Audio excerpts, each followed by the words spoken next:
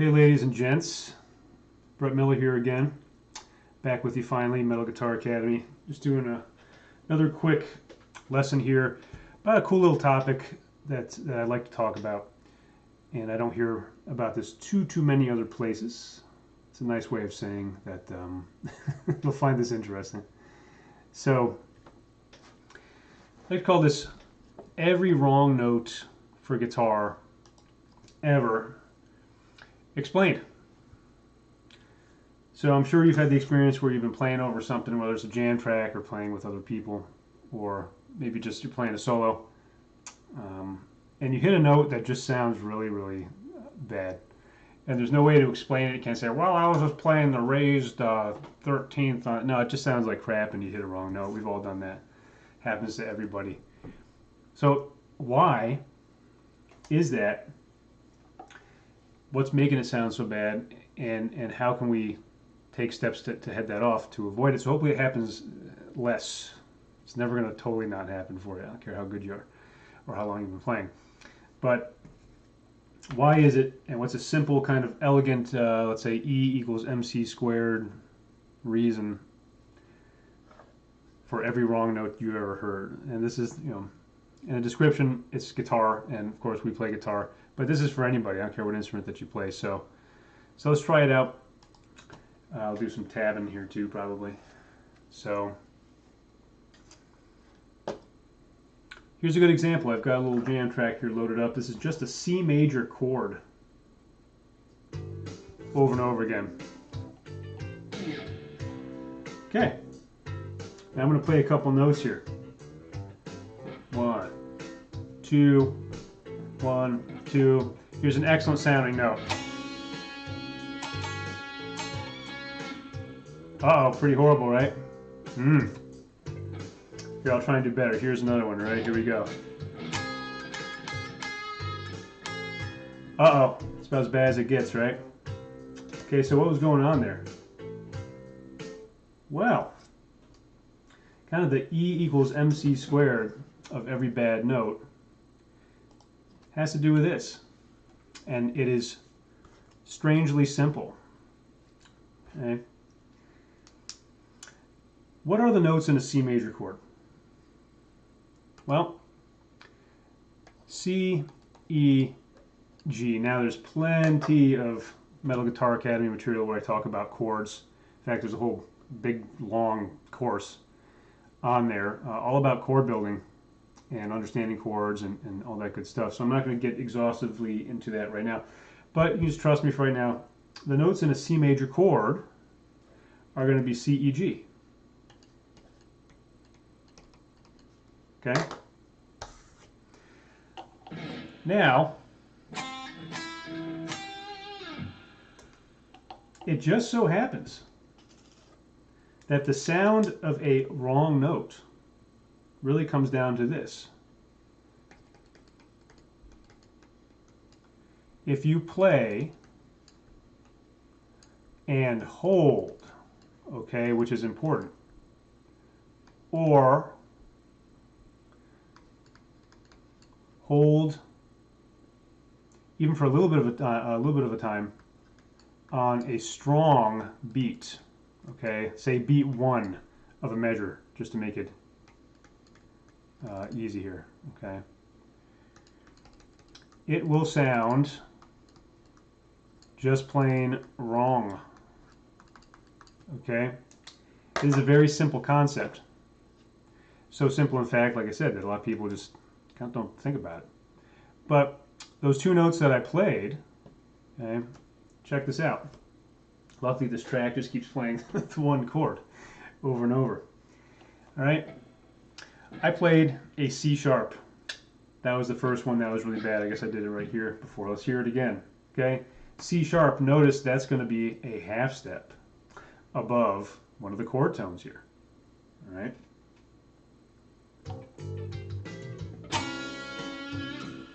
That just sounds bad. I don't care. Like I said, you can't really justify that with anything. Okay. The second note I played that was so bad, can we guess? It was G sharp, which is a half step above one of the other main chord tones here.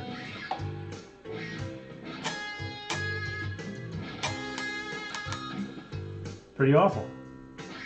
Okay. Now, here's the good news. Okay. If you know your scale patterns, and this is one of the big advantages of knowing patterns. Okay, patterns have their place. There's times where we don't want to over rely on them. Okay, because that's where people can kind of start sounding a little bit too mechanical, a little bit too predictable. But you know, let's face it, scale patterns are really, really useful for fast playing, and again for a lot of cool phrasing things in certain situations. But probably the primary advantage of a scale fingering is, okay, let's say that you know C major scale. Pretty cheesy track here, I gotta say, but we're gonna do it. Okay, C major scale.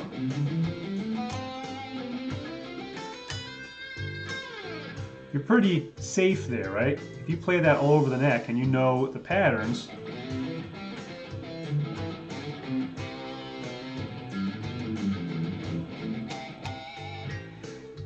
doesn't sound so bad, right? Of course, if you're playing the notes of a C major scale, C, D, E, F, G, A, B, C, what are your chances that you're going to hit a C sharp? Well, 0 theoretically, right? If you're not making a mistake. Let's just say that you're playing it, you're not really making a mistake. 0. What's the chance that you're going to hit a G sharp? Well, 0, because there's no G sharp in the scale. Follow me, right? If you're playing the C major scale fingerings and you're not making a mistake and you're staying within them, those two notes do not exist. You have a C, D, E, F, G, A, B, C. Okay, no matter where you play the thing. Okay, so in other words, you're in the safe zone.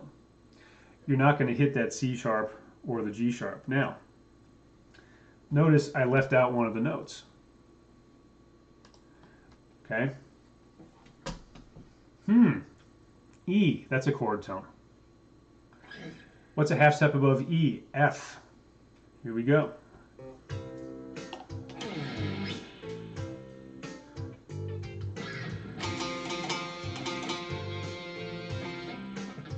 Sounds pretty bad too, right? I want to play just about every bad one that we have here.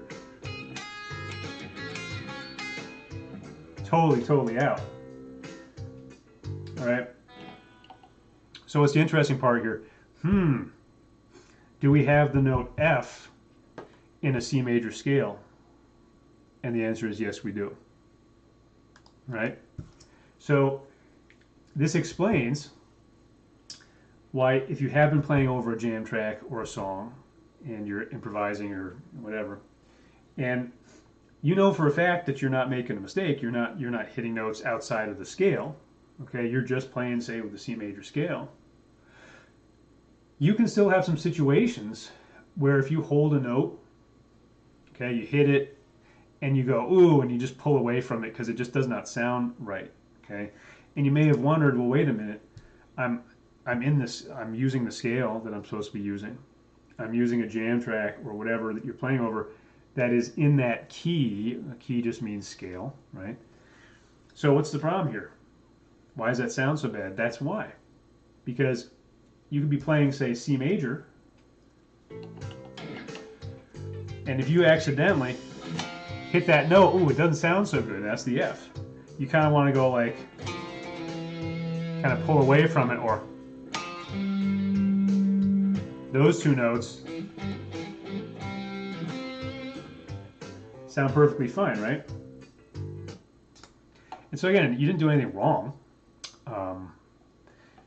It's just that violated the, let's say, the E equals MC squared rule of bad notes, right? That F is a note that's a half step above a chord tone, even though it's in the scale. So it doesn't mean you have to pull your hair out, you know, trying not to hit that. No, you just have to be aware that if you are playing and you hear one of those notes and you know that you're not making a mistake, really, that's exactly what you should do. You should just kind of pull away from it really quick, okay? It's that holding of the note kind of static against the other notes in the chord that's really going to make it sound bad. So, for example, there's a little phrase here. I use the F.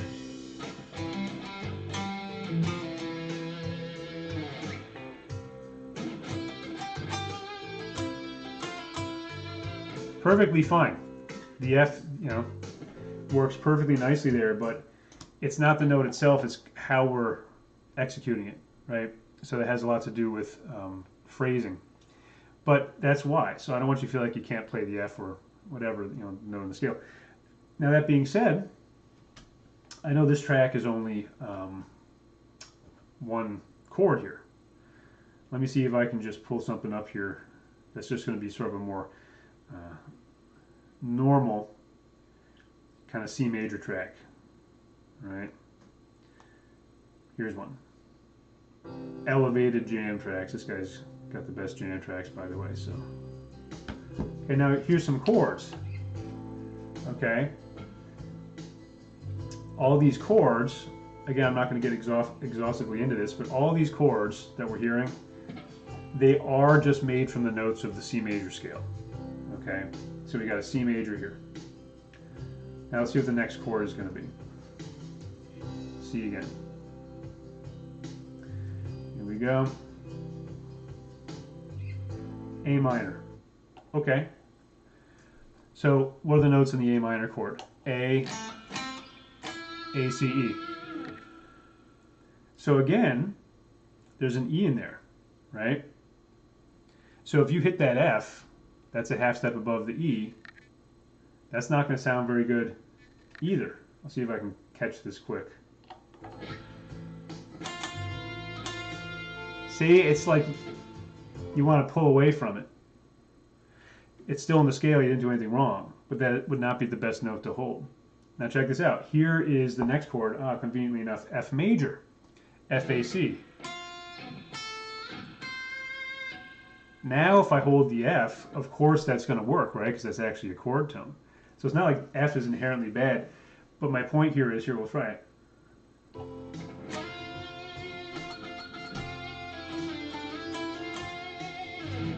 Perfectly nice. Okay. So my point is, the note that's going to be clashing with the chord, okay, the half step above the chord tone, is going to change if you're playing over kind of in a normal situation, right, where it's like multiple chords in a key. So we have to be aware of this as well. You know, again, if I'm playing, for example, even the note C, okay, clearly that's the root note for this whole thing, C major chord, okay, note C. Even that root note of the scale, C, or of the key, is in some situations not going to work. How common is this chord progression? C major, G major, C major.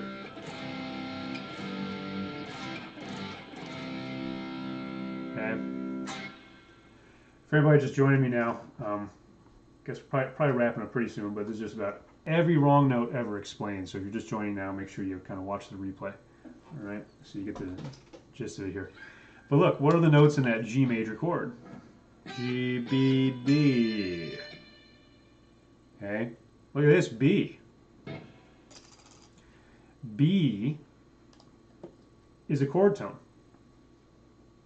right? So it's easier to see this stuff in front of you often than just to keep it in your head. G, B, D. Okay, G major chord. Look at this, there's a B. C is a half step above the B.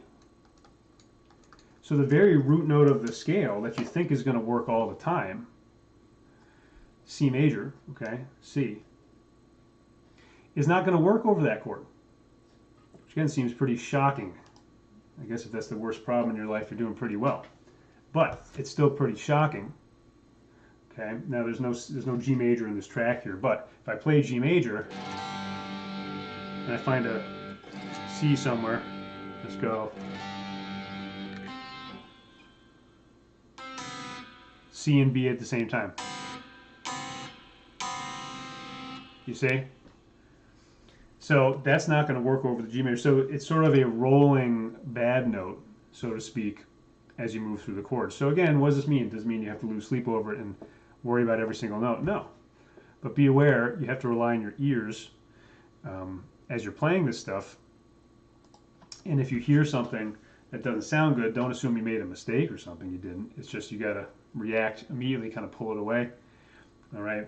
The more that you play the stuff, and frankly, this is such an important reason to know the notes in chords, because when you really know the notes in the chords, what you can do is you can kind of head this stuff off.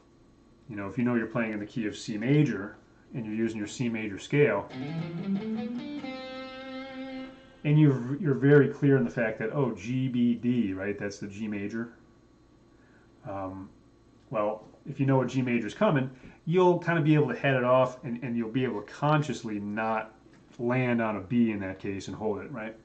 So over time, you can actually get a lot better with your phrasing through your knowledge of these types of things, but that really hinges on knowing the notes in the chords, which is like huge. Okay, again, there's no getting away from these foundational things. There's no shortcuts here. There's just not. All right. So one last thing with this, might as well talk about. This is why a lot of times you can get away with holding more notes the bigger the chord is that you have. Okay, if I take a chord here, let's say I'm going to play this chord right here. I'm going to have a little more of a jazzy kind of a chord, right? Probably should go clean, but I don't feel like it.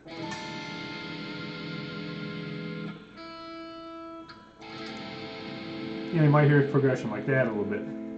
What I've got here is, we call this, not to get into the theory stuff with this right now, we call this a 7 flat 9. Now, there's a note in this chord, the reason it sounds a little bit unique, or a little bit dissonant, but still cool, is we actually do have in the chord itself a half step above the root. Okay, I've got E, G sharp, D, which is the 7th, and then because of that 7th in there, it actually smooths this out a little bit. Now I do have an F. If I have a B, I'll see if I can put the B in there too. Kind of a cool chord. So that F is now technically an ingredient of that chord.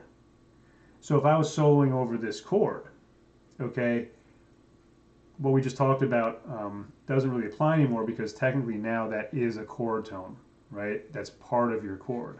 So if you were soloing over this and you had that sound, well, now that F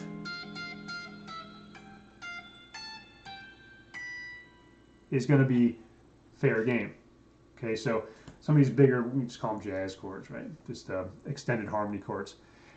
You can get away with holding more notes because there's simply going to be more notes in the chord, and they are technically chord tones. It's not going to violate that principle. Okay. All right, so there you go. That's about it. There's your E equals MC squared, every wrong note explained, and it really is. That's why something sounds wrong. It's at the most foundational level.